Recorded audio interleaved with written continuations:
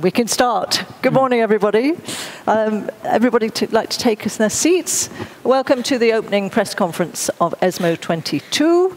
This is a chance to really signpost some of the headlines of the Congress over the next few days and give you a chance to ask questions of our panel. So let me introduce everybody. Solange Peters, a familiar face, ESMO President. Fabrice André, ESMO Scientific Co-Chair, Charles Swanton next to him, also Co-Chair and Study Author, Rosa Giuliani, who is Director for Public Policy, Lena, who is from EONS, the European Oncology Nursing Society, and the project leader of PrevCan, which is a campaign which is being launched today, cancer prevention across Europe, and we will be talking some more about that. And Antonio Passaro, the ESMO press officer. My name is Cathy Smith. I'm also a former journalist, so I'm normally on your side of the fence.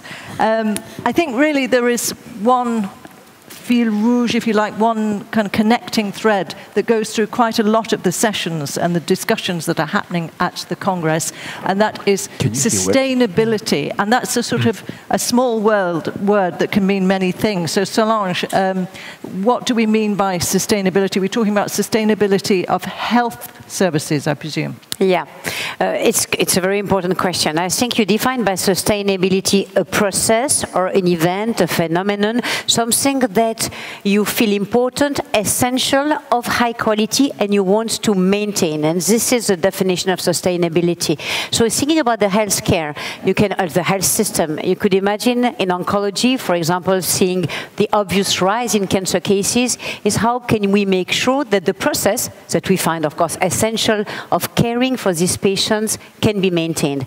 In sustainability, you also have the notion of no degradation, meaning that the quality has also to be looked at. And here, obviously, when you think about cancer, the availability and accessibility to anti-cancer drugs is about the quality. And last but not least, that's the quality of life. And sustainability in life is probably still dependent on the environment. And as being ESMO and ESMO president, I think we need to start to look at sustainability for the environment in everything we do. We are all in the Congress in Paris today, but it should not prevent us to think about every single event, every single educational event, and sustainability for the environment. Thank you. And in fact, I mean, obviously prevention and early detection are a huge part of sustainability of healthcare services. And so on that theme, really, there are three elements that we're going to cover in this press conference that are obviously being developed over the Congress. So we're going to hear about important new findings on how air pollution may trigger lung cancer in people who've never smoked. And we're talking about how it works, the mechanism. And this, of course, opens up new possibilities for prevention and for treatment. So that's one thing. We also are, as I mentioned, we're seeing the launch of what is really a groundbreaking campaign. It's a Europe-wide prevention campaign, which is actually being led by oncology nurses and oncologists. So you've got the frontline oncology workforce leading a prevention campaign, which is actually pretty unusual. I don't think it's been done before, and it's really a new direction, so we're going to hear more about that. And also a call for cancer services to be ready for a major shift in early cancer detection, and this is where we get into the blood testing, and look, there is new data that looks at the reliability of blood testing. And of course, we know that that has the potential to be a game changer. So those are sort of three kind of highlights that we're going to work through. So let's begin. The link between pollution and lung cancer in non-smokers, obviously we've known about that as a thing for a long time, but there's late-breaking data which is presented during the presidential symposium tomorrow, and that might explain why and how it happens. So, Charles Swanton, you're from the I'll give you your full title, from the Francis Crick Institute in London, and of course you're the author of this. So, okay, we've got this association, small particles and lung cancer, but we're talking about now that the mechanism. Tell us a little bit about it. Yeah, so we were obviously very interested in how never smokers get lung cancer. It's a question I'm often asked in clinic. Pollution is a known association with patients with lung cancer, but it wasn't known if and how it directly causes lung cancer. So we find a very close association between never smoking lung cancer incidence and pollution in Taiwan, South Korea, and through Public Health England data in England. The greater the levels of pollution, the higher levels of lung cancer, never smoking lung cancer incidence. And then through mouse modeling work and parallel data in humans, we show pollution directly causes lung cancer by acting through lung tissue inflammation, by driving release of a molecule called interleukin-1 beta, that causes transdifferentiation of an epithelial cell into a stem cell. And if that stem cell harbors a mutation in EGFR or KRAS, it can then balloon into a tumor. And the next question is, where do these mutations come from? These mutations are present in normal lung tissue, like you and I. Histologically normal lung tissue, we find mutations in EGFR, the cancer mutations in EGFR or KRAS in over half of normal tissue biopsies. This is a natural process of aging. So these mutations are necessary, but not sufficient to drive cancer. But in combination with pollution in the right cell at the right time, the cancer stem cell can expand and initiate a tumor. And so this begins to explain how environmental carcinogens that don't induce DNA mutations can drive cancer. So what are the implications of this then, Charles? Well, so there are two implications. The first implication is there's a mandate, I think public health mandate, to lower PM2.5, so these pollutants that come from car exhaust, burning of fossil fuel. We urgently have to lower PM2.5 levels. But most importantly, I think, if we can't do that quickly enough, we need to start to target pathways in this inflammatory network that drives the expansion of these cells in the lung into cancer stem-like cells. And so we can target interleukin-1 beta. It's been shown actually in the CANTOS trial in 2017 in New England Journal, if you target IL-1 beta with an antibody, you can lower lung cancer incidence. And we think that's because you're essentially tapping into and blocking the pollution-induced transformation of these cells. And do you know about the length of exposure, how that affects it? So we are looking at that. It's very difficult to get that type of data. The hunch we have at the moment, it's early days, is it's years, not months. Probably not a decade, somewhere in the region of perhaps 3 to 5 years is some early data we're working on that suggests that 3 to 5 years of exposure may be sufficient. Now, obviously, there are medical implications in this, but there are also sort of climate change implications and policy implications. Yes. I mean, and so how do you hope that this could drive the the argument? first thing to say is that we have to make sure we get down to a 50% reduction in greenhouse gas emissions by 2030. And by doing so, we will naturally reduce levels of PM2.5s almost certainly. I mean, we can all play a part here. We need to cycle more, we need to walk more. And we need to participate and talk to other health charities and other health sectors. It's worth bearing in mind that PM2.5s cause 8 million deaths a year globally, not just due to lung cancer, but due to other diseases, cardiovascular disease, strokes, dementia, diabetes, premature low birth weight babies. This is a silent killer. And yet, because it's picking off diseases in multiple areas, we're not getting together and saying, look, this is a problem we need to reckon with. It's causing more deaths than tobacco globally. And we have to tackle it. So you'll be giving a press briefing at this tomorrow morning, I think, on this. Tomorrow afternoon. Tomorrow afternoon, yeah. Sorry. So, okay. Well, thank you very much indeed. I mean, the thing is that we see then that pollution and factors which affect climate change also affect human health. And the statistics are pretty grim, really. 2 million people died from cancer in Europe in 2020. By 2040, that number is likely to hit almost 3 million.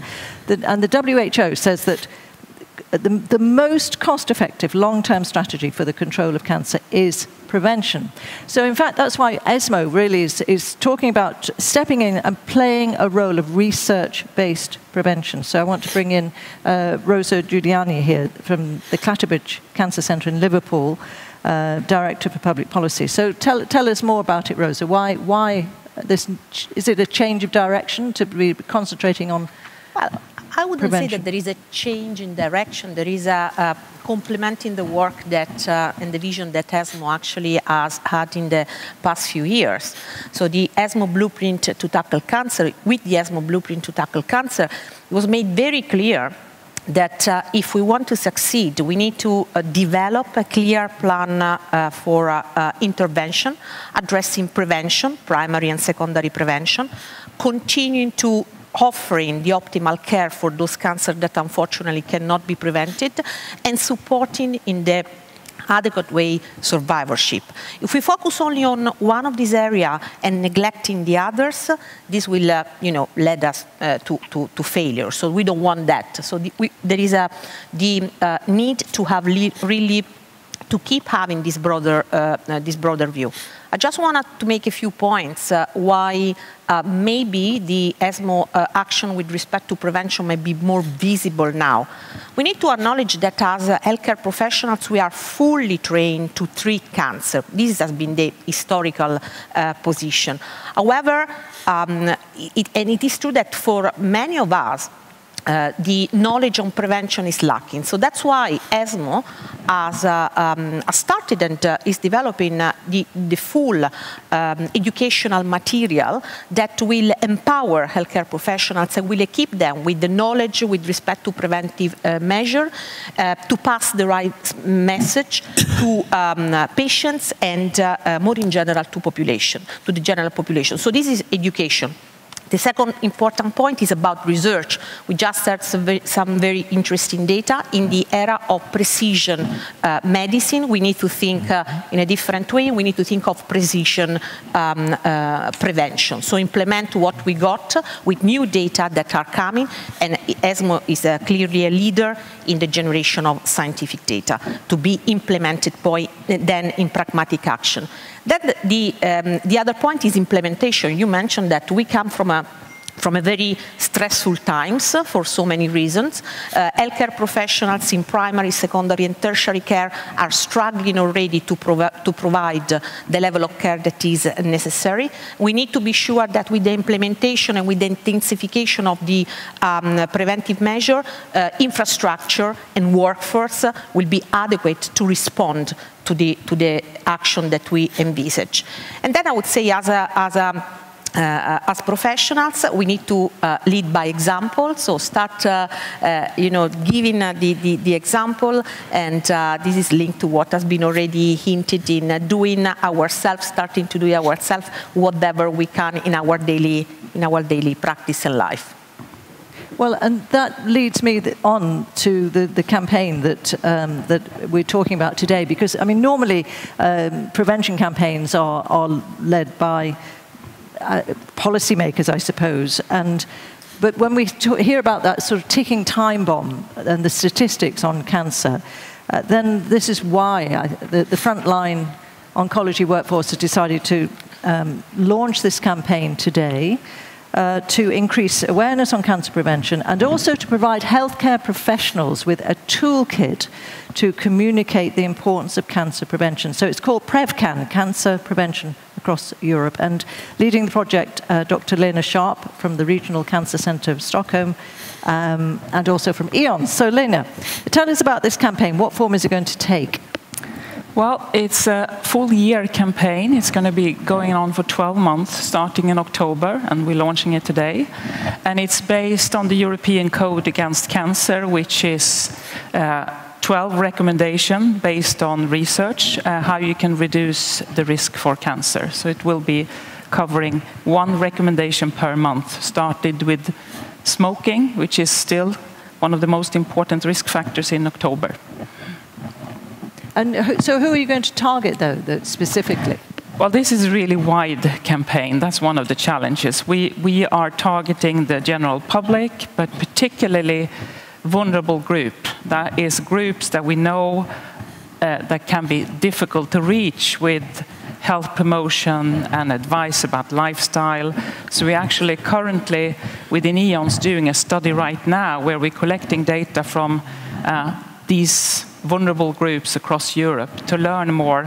What do we need to do to better adapt messages, strategies to reach out to these groups? So, for instance, people with learning disabilities, we have focus groups with these people, and they really teach us a lot about how we need to improve our messages. So, but I mean, as oncology specialists, how do you sort of craft your messages, and how do you run a campaign differently than has been done before? Well, as you said, and also what Rosa said, the new thing here is that the cancer workforce are leading the way here. We are the ones that meet patients, people already affected by cancer, and also their families. So we could intervene on a daily basis, supporting people and advising them to have more healthy lifestyles to reduce the risk of new cancers, and also to having less negative effect on the current disease. But we can also have a more active role in public health situation and in primary prevention, such as screening programs, vaccination programs, etc. So we also, our target is also healthcare professionals, as Rosa said, and also political stakeholders. We need more awareness. EU have estimated that 40% of all cancer cases could be prevented. 40%. Then we need to do much more about prevention. And we know a lot. We know a lot about the risk factors for cancer, but we're not doing enough. So Solange, maybe I could bring you in here. So you talk about research-based prevention. Tell us what that means and why oncologists want to get more into this whole piece of prevention. Prevention, yeah. Maybe I'll start with the second part of the question. And maybe it's also about a little piece of delay that we have been taking by addressing the question of prevention. Objectively, we thought for a while that prevention should be in the hands of the family doctors, right? We speak about lifestyle, smoking, alcohol, and where you live. But basically, we understood and we started to learn that preventing a disease must be at least partly and maybe as a majority of the time in the hands of the specialist of the specific disease. Prevention should be done by the specialist of the disease. And the reason is, first of all, in order to be able to convince people about the importance and granularity. We are in a world now, particularly after COVID, where a certain degree of suspicion can happen in medicine. You need to make sure that everything you propose has a statement, has a basis. And one of the bases of cancer prevention is the burden of cancer. What does cancer represent?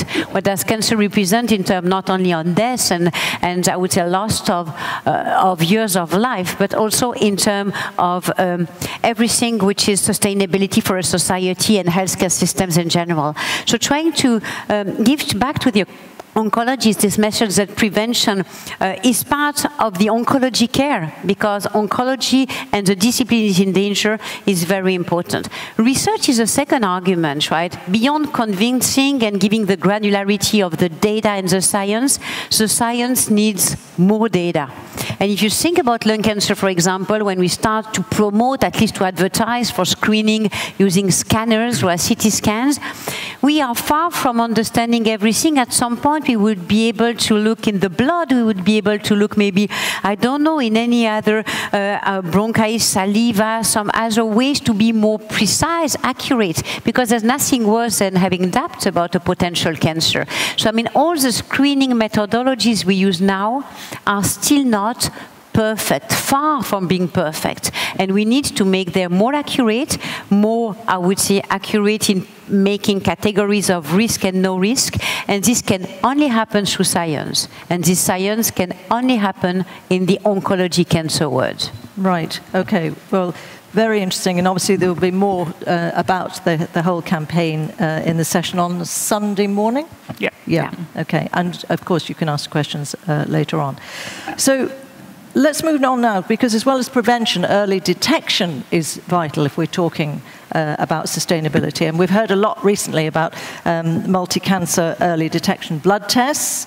And there's another key study at the Congress which has new data on the reliability of these tests. And that opens up all sorts of considerations, doesn't it, in terms of what can and what must be done. Professor Fabrice André from the Gustave Roussy Cancer Campus in Villejuif here in France. So what does it mean? I mean, what are the implications for clinics, doctors, patients, healthcare system generally of this? And maybe you could just tell us a little bit, first of all, about the study, what the findings are. So thank you, Cathy. So first, what are we talking about? We are talking about a test that detect DNA molecules that are released by the cancer in the blood. What the researcher did, they did some analysis of what we call methylation pattern of this DNA. We already had 2 studies published in Annals of Oncology that were telling that when there is a cancer, and if you retrospectively analyze the plasma of this patient, you can detect some DNA using this technology. Okay, that was the previous knowledge.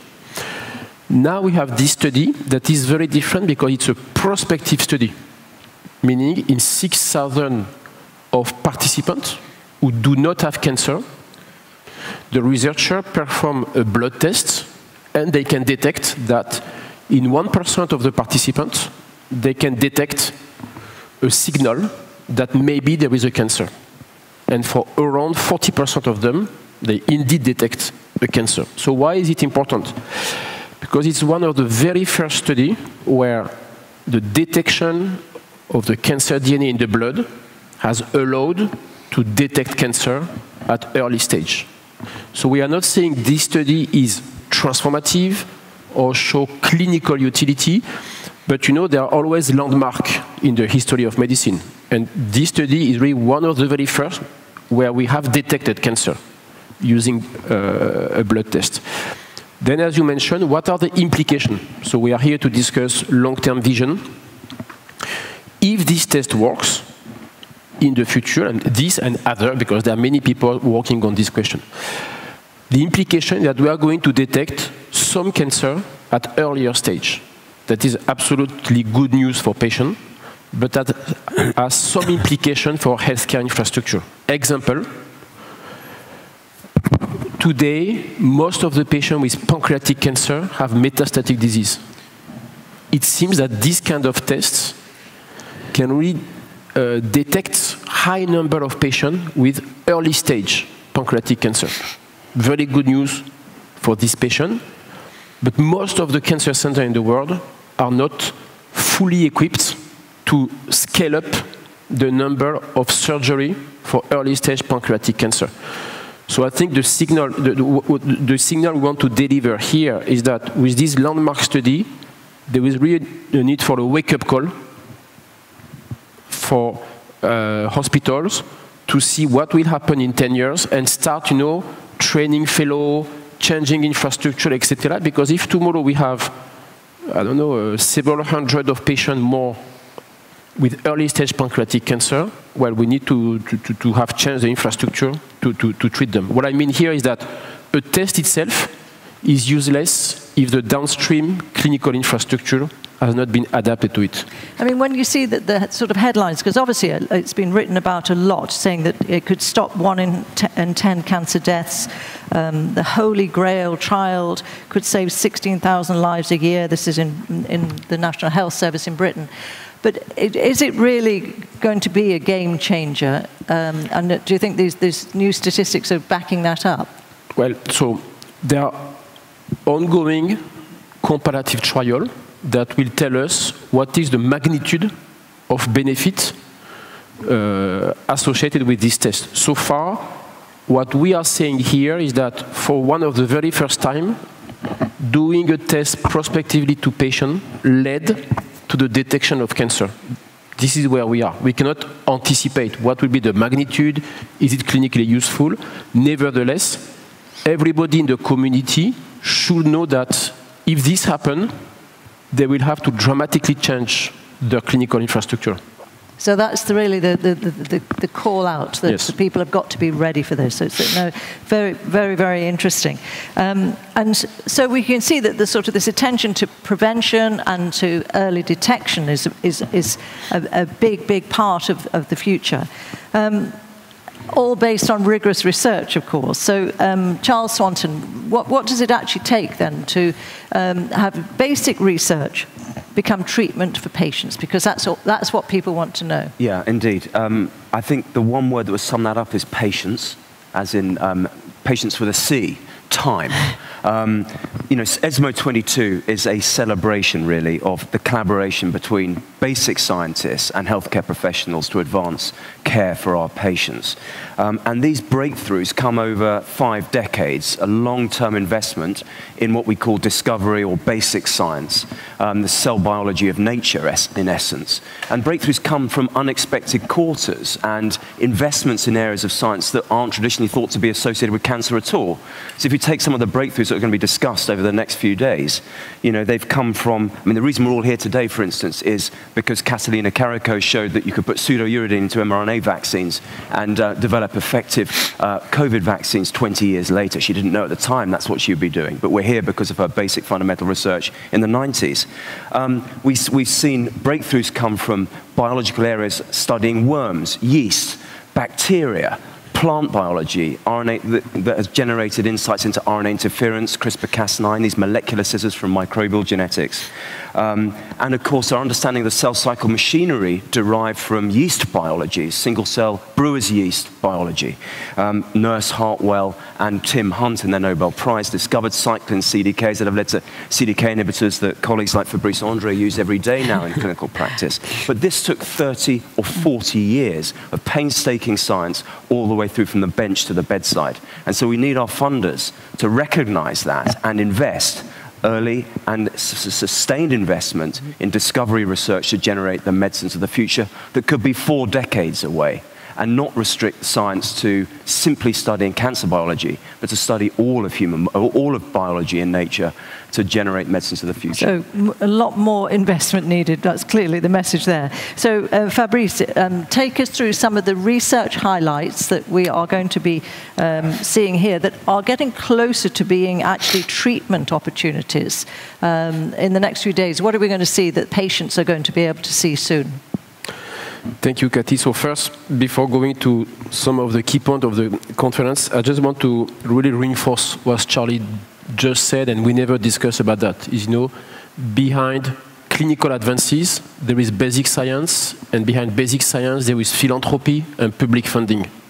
If tomorrow we do no longer have public funding or philanthropy, we will not have any more medical advances. There is something that is extremely important, and Charlie taught. So what are we going to see? Let's discuss some highlight and high-level view of what we are going to see in the next few days. So first, in terms of precision medicine. So we have 2 important presentations in the presidential symposium. One is about what we call first-in-class. So it's a new class of drug targeting a new molecular alteration that is gamma secretase inhibitor. So in the presidential, it will be applied to a very rare disease, but we call it a model disease. And then we will see in how many patients this will have an impact in the future, but it's a first-in-class, always very important for us to have a first-in-class drug. The second important presentation in the field of precision medicine is the comparative trial testing KRAS inhibitor. So KRAS is mutated in 30% of lung cancer, 90% of pancreatic cancer, large number of patients with colon cancer. They are drug targeting now this protein. We know from early trial that some patients respond, have tumor response. We don't know the impact of the drug. So we will see during this conference the impact of this drug. So this is about precision medicine. About biotechnology, therapeutic biotechnology, we have a very important trial, a really landmark trial, testing whether cell therapy using lymphocytes improve the outcome of patients with melanoma. This is absolutely crucial trial, because if this trial shows a clinically meaningful benefit, where the implication is that we have to give cell therapy to patients. And again, we are not prepared to it. So it's really important to see what will be the impact of this trial. We have some presentation about clinical trials in underrepresented population. We have the criticism from patient advocacy group. Your trials are too focused on the best population. You need to open clinical research to all the patients, and we will have one trial in patient who are not eligible to the standard chemotherapy, testing immunotherapeutics. This is an important political message. We cannot exclude patients from clinical trial, extremely important. Then we have something in the field of immunotherapeutics. I just want to cite two abstracts. The first one is comparing neoadjuvant, meaning preoperative immunotherapy, to post-surgery. And the second one is whether short duration immunotherapy can cure patients that are selected based on a molecular test. This is very important for what Solange discussed before. Sustainability is also finding a way to cure patients with minimal resources, minimal duration of treatment. And this one is very important for this question. So this is just pick up few abstracts, but to give the tone of the conference. Right. Well, thank you for that. We're going to come to questions in a moment. My iPad is saying meeting disconnected. I hope we're not disconnected from Zoom, but I'm disconnected at the moment. So we want to take questions, obviously, from Zoom and from you. Let me just bring in Antonio Passaro, first of all, as the press officer. A few words you might want to say just before we open for questions. Thank you, Katie. So I think that the media representatives are here and are corrected virtually around the world have a fundamental role today to spread the word to everyone, to help our patients and their life. This is very important. Here we have a community of about 25,000 people with more than 1,900 abstracts submitted with the 76 LBA that will be presented the next day. And I think that we have the way to improve this understanding for all of our doctors and the patients. So of course, this is every call is a matter for us. And I think that the one today is rigorously that we need to pass the messages to all of our colleagues to improve dramatically the future of our patients that maybe in the next years will be worse than they consider the cancer. So I invite all of you and the media representatives that are here today and are correcting remotely to disseminate the news widely and wisely in the correct way, in a very polite way to improve the understanding of the disease. A very, very important ESMO meeting. Thank you. Thank you very much indeed. So I'm still getting disconnected on here. I hope the Zoom is working. But in the meantime, please, have you got questions? We've got a microphone going around. Where is the microphone there? Yeah, somebody here. The question, if you'd like to put your hands up. If you'd like to just say where you're from, please, and for whom your question is directed. Hi, thank you for this press conference. So I'm Aude Lecrebier from Medscape France. I have a question about the test. I was wondering, how are you going to deal with all the patients that are going to ask you for this test now? Because you say it's going to be in 10 years, but it's so impressive. Well, this is a very important point. So first, before answering your question, we have to know this test is already available in US. So I'm not going to discuss whether or not we need more evidence to make this test, but this test theoretically is available in US. So how we will handle with hopes from patients, I would say this is our daily life, you know. Every day we have a patient coming and so I have seen this new drug, it's under clinical trial, how can I get access to this drug? So this is all about integrating clinical research to clinical practice.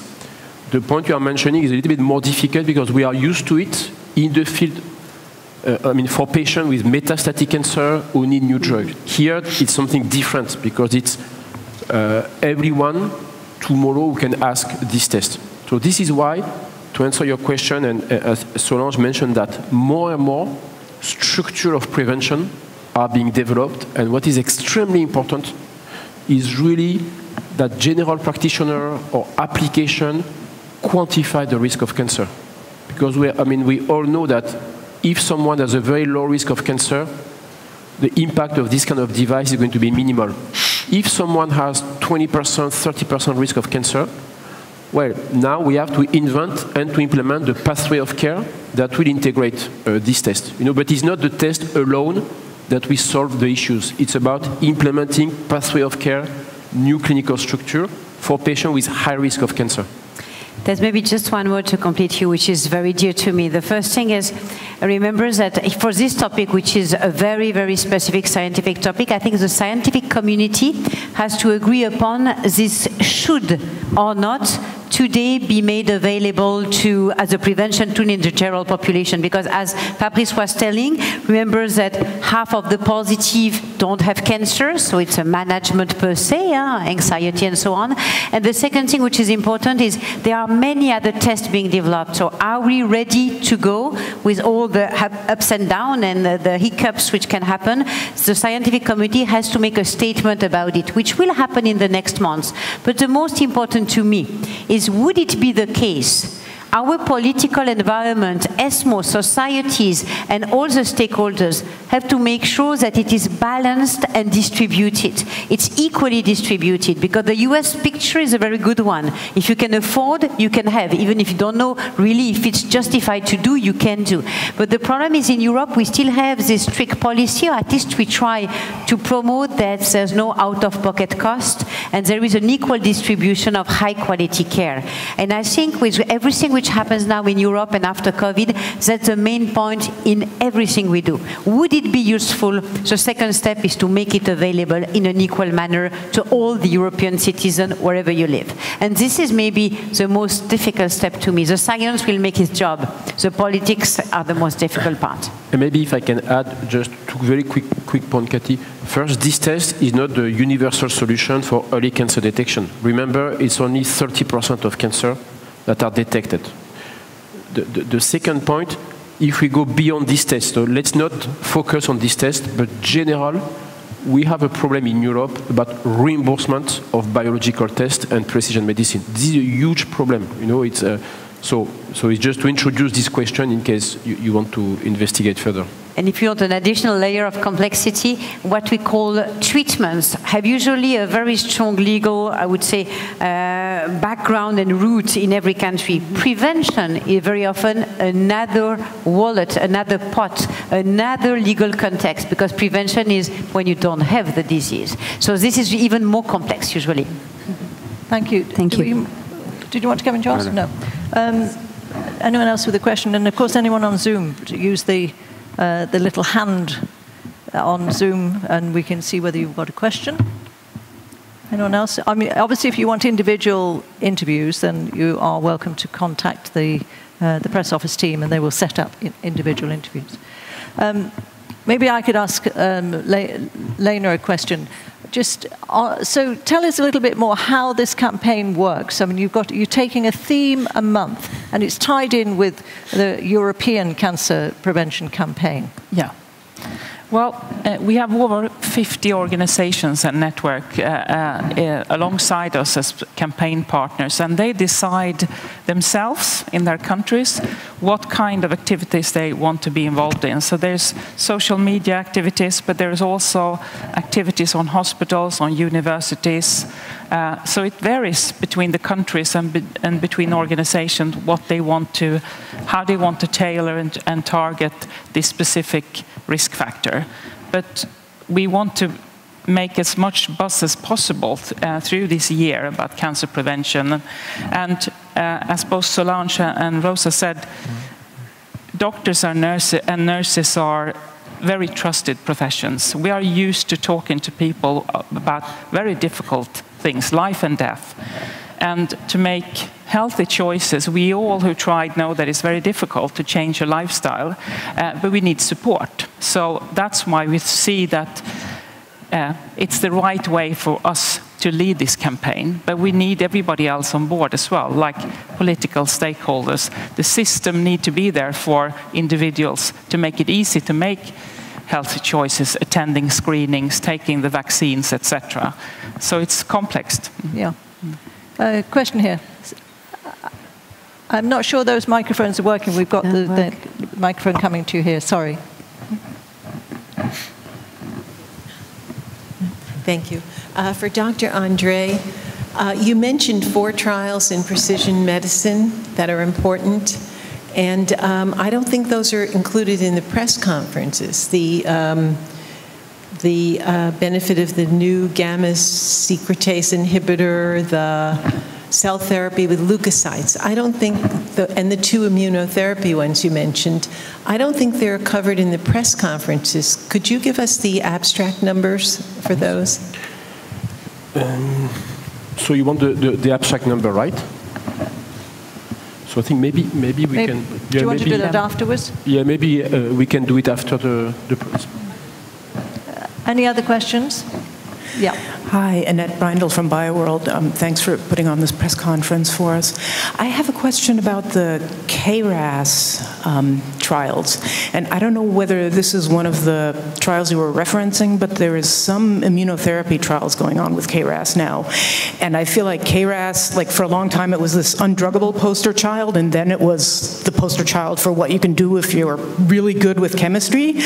And now I'm curious, sort of in the big picture, as these cell therapies and immunotherapies that are not small molecules come out, how do you think about what's the best strategy? And I know that's a giant question, but...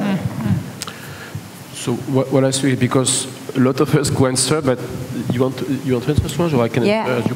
Whatever you want. The question is about KRAS and immunotherapy or in general? Yeah, so a very nice question. Thanks for bringing it. So the data we'll see here are not about immunotherapy. It's really about this field of oncogene addiction and precision oncology, where for the first time in a prospective manner, chemotherapy is compared to a KRAS inhibitor in the second-line setting.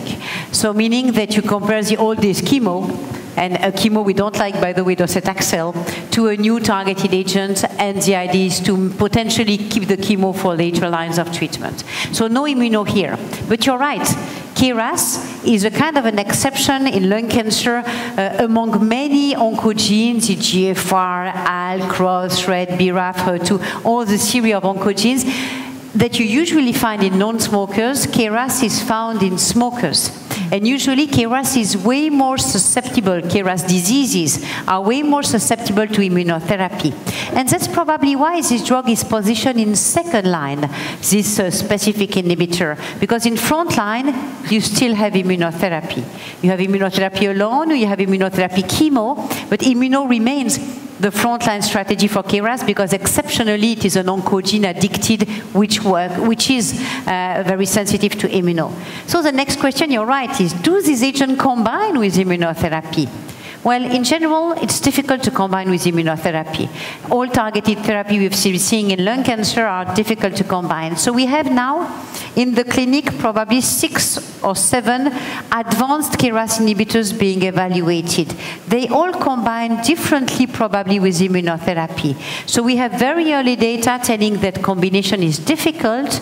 Some look like combining better than others.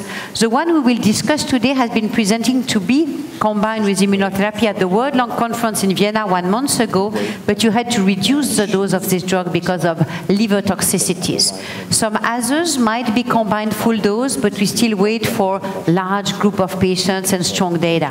The last question is, do you really always have to combine everything in the same patient in one time? So maybe Charlie, as a biologist, and really being able to tell you about the clonal divergence of tumor might have the answer, but sometimes as a physician, I'm not always sure that using everything in front line is the best way to move for the patient. So that's more, after that, a data-driven answer to be given. Thank you. Well, I was just going to quickly add to that, it'll be interesting at the KRAS presentation to look at the median progression-free survival times and compare this oncogene-addicted disease, which is predominantly in smokers. As Solange says, the G12C mutation is a classic C2A tobacco mutation, so it is heavily enriched in smokers. And we know smoking disease has a higher tumor mutational burden, has more clonal diversity, more copy number, chromosomal instability. Presumably, we think more routes to require resistance. So my bet would be the median PFS times are significantly less than with EGFR tyrosine kinase inhibitors, ALK inhibitors that we use in never-smoking disease predominantly, which is less genomically unstable, fewer mutations, fewer escape pathways, where PFS times can be anywhere between sort of 12 and even 36 months now with ALK inhibitors. where we get very prolonged disease control, presumably because the underlying escape pathways are more limited because there are fewer mutations, fewer chromosomal aberrations. And smoking is essentially like, exploding a nuclear bomb inside the genome. You just get a huge amount of diversity. And I think that contributes to what I would assume would be a more modest PFS time with a G12C inhibitor compared to those other drugs I was mentioning. And maybe to come back to your question, but not focus on KRAS. So what is a global picture of combination between targeted therapy and immunotherapeutics? So first, there are many reasons to combine them. You can combine them because the targeted therapy is going to decrease the amount of cancer. The second reason is because targeted therapy sometimes generates cell death in the way it could activate immune system, but also targeted therapy can have impact on the microenvironment. And for example, in kidney cancer or liver cancer, now combining VEGF inhibitor, angiogenesis inhibitor, and immunotherapeutics is effective. So I would say combination, first, toxicity can be a problem, and second, we need to know the rationale for combination, because that creates difference in dose and schedule. Any more questions? Any questions from online as well? Because just raise your hands online if you've got a question. Maybe just one last quick question. Do we have a question here? Yeah. And then I know that everybody's got to rush to the opening ceremony, so we won't go on much longer. But we'll just take another question here. Hi, it's a question about the pollution and lung cancer topic. You talked about canakinumab Yes. that could kind of prevent, but I was wondering at what stage could it be included in the prevention treatment picture? Yeah. So in that trial you alluded to, the CANTOS trial, they showed there was a dose-dependent, 3 doses of canakinumab, a dose-dependent reduction in new lung cancer primary disease. Now, that to me was very compelling evidence of a preventative role of anti-IL-1 beta, but we didn't know how anti-IL-1 beta was working. So when we saw in our analysis of humans and mice exposed to pollution, interleukin-1 beta coming up as one of the sort of key cytokines, chemokines that was released from epithelial cells in response to pollution, we thought, hold on a minute, maybe there's a connection here. And so when we treat our mice with anti-IL-1 beta, we can prevent pollution-induced lung cancer. So the key question for me now is to go back to Novartis and say, could we work with them and see whether there's evidence that there is perhaps a dose-dependent reduction in lung cancer incidence that tracks with patients who are most exposed to pollution. We don't know, but that's a hypothesis that this is specifically working in those perhaps from more polluted urban areas versus those from rural areas. We don't know, but that's going to be the next step. And of course, this is a pathway that we know a lot about. There are a lot of signals that go down into driving IL-1 beta release. So there are probably going to be other molecules in the pathway we can target that don't require antibodies, where we could use a small molecule, a tablet perhaps one day. I have a dream that there'll be molecular cancer prevention, and maybe 10, 20 years from now, we might be taking a tablet a week to dampen down the inflammatory pathway to perhaps reduce our risks of cancer for those in, most at risk in heavily polluted urban areas if we haven't tackled other sources of pollution in the meantime. What is very interesting, and going back to our meeting, is canakinumab, this anti-IL-1 beta. Because of this data, or because of the assumption of the mechanistic, has been used in cancer, in established lung cancer, now in 3 clinical trials. When you have an advanced disease, and even when you have an early disease, this will be presented at this meeting. And you've seen the abstract, it's available. So interestingly, that's really a pathway which is about the first steps of cancer. Exactly right. Because the whole 3 trials, big phase 3 trials, it's kind of desperate for us as physicians, were all negative. So once the cancer is here, it's too late to act efficiently on that pathway. It's before. This is the crucial point. This, to me, anti-IL-1 beta, I think, is going to prevent cancer initiation. I don't think it's going to, we've seen from the trials it's not active in established disease, metastatic disease. We'll see from the late-breaking abstract its activity in the neoadjuvant setting. But here, we're talking about established disease where it's not active in the advanced disease setting. I think it's going to be active, we know from the CANTOS trial, in preventing new lung cancers, tumor initiation. And very early cancer? Yeah, I think it's a sort of hit and run mechanism. Pollution plus the mutation generates a cancer. After that, you no longer need the pollution to sustain the cancer. The cancer, off it goes. Got it. Let's just take one last question from online, Vanya Wisdom. Hello, can you hear me? Yes, we can.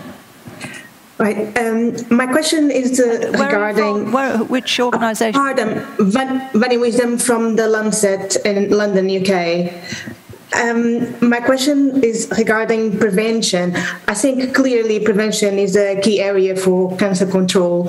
And up until today, one of the issues around some type of cancer, like lung cancer, when we do lung cancer screening, is the risk of overdiagnosis. My question is whether we are going with the new approaches to detect cancer earlier. Are we also going to be able to overcome some of the risks of overdiagnosis? And is there any data on this being presented during the conference? I can start the answer. I will let my colleagues continue. I think the question, if I understood well, is the trouble we have by this unavoidable today overdiagnosis, meaning the false positive. Everything you do, mammogram, thyroid scan, lung cancer CT scan, or even colonoscopy. Colonoscopy maybe to a lesser extent, but it might be that the doctor tells you you might have a cancer, we need to be invasive in the next step. A bronchoscopy, a resection, a biopsy, something invasive. And sometimes we are wrong, there's no cancer. And that's really a burden for the patient, a horrible burden, and for the system. So how are we going to move? Do these tests, I would say, have the benefit of not having this wrong positive, this false positive? The answer is no. Fabrice told you that more than half has false positive. So the answer to me, but I'm not sure that this is really precision, it's more opportunistic medicine. But this will be about combining the techniques we have.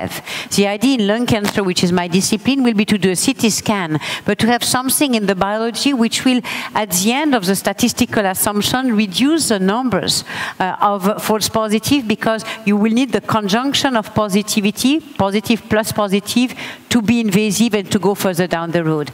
So I think we will learn by using everything we have in a very smart manner to make the patient having the more accurate suspicion and not too many suspicion for nothing. So yeah, just to add to that, I think we should distinguish between overdiagnosis and false positives. They're two slightly different things. Overdiagnosis classically pertains to, let's say, DCIS, ER-positive breast cancer or prostate cancer, where you're treating disease that will not end up resulting in death of the patient. In the context of the ctDNA GRAIL assay, I know I'm involved in the, I'm a chief investigator of the GRAIL study in the UK, NHS Gallery study. The interesting thing is actually the GRAIL assay is not that good at detecting ER-positive disease, prostate cancers, etc., the more indolent disease. It's actually much better at detecting aggressive disease biology, i.e. the cancers that probably most need intervention, which is an interesting twist. And I think my hunch will be, based on those data, that overdiagnosis will be less of a problem with this ctDNA assay. Right. Well, I think at this point we're going to have to leave it here, because the opening ceremony starts in about 5 minutes, and I know that some of you here on the stage need to rush there, and probably some of you. So it has been a bit of a gallop through, but as you know, you can get one-to-one interviews. There are press briefings on all of the things we've been talking about. So it's just really a dip in to give you a sense of what's happening in the next few days. So I hope you have a very fruitful time while you're here. Huge distances to get across, so I know you want to get somewhere else, but have a good and fruitful Congress, and thank you very much indeed to all of you. Thanks to you. Thank you. Thank you.